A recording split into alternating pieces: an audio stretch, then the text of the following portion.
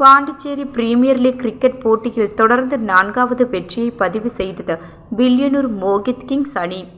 Sriram capital வழங்கும் Pondicherry premier லீக்கின் 2வது சீசன் சீகம் மைதானத்தில் நடந்து வருகிறது. 12வது லீக் போட்டியில் ரூபி ஒயிட்டவுன் லெஜண்ட்ஸ் அணியும் காரைக்கால் நைட்ஸ் அணியும் மோதின. இதில் முதலில் பேட்டிங் செய்த ரூபி ஒயிட்டவுன் லெஜண்ட்ஸ் அணி நிர்ணயிக்கப்பட்ட 20 ஓவர்களில் 6 விக்கெட் இழப்பிற்கு 172 ரன்கள் எடுத்தது.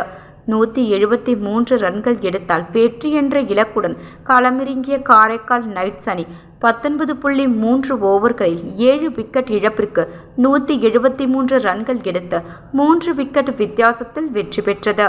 34 பந்துகளில் 57 ரன்கள் அடித்த அங்கித் சர்மாவிற்கு ஆட்ட நாயகன் விருது வழங்கப்பட்டது.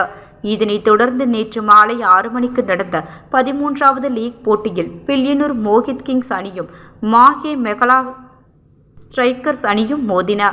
இதில் முதலில் பேட்டிங் செய்த மாஹே அணி 20 ஓவர் முடிவில் 8 விக்கெட்டுகள் இழப்பிற்கு 142 ரன்கள் எடுத்தது.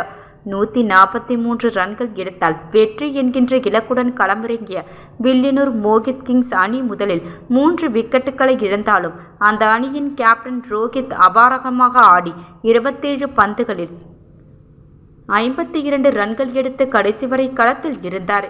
இறுதியில் வில்லியனூர் அணி 17.5 ஓவர்களில் 148 ரன்கள் எடுத்து 7 விக்கெட்டுகள் வித்தியாசத்தில் வெற்றி பெற்றது. இன்று மதியம் 2 மணிக்கு ஜூனித் ஏனம் ராயல்ஸ் அணியும் காரைக்கால் நைட்ஸ் அணியும் மோதவுள்ளன.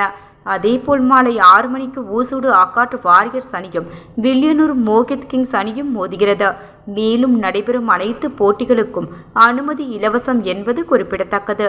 எனவே பொதுமக்கள் நேரடியாக வந்து போட்டிகளை கண்டு களிக்கலாம் என்று நிர்வாகத்தின் சார்பாக தெரிவிக்கப்பட்டுள்ளது.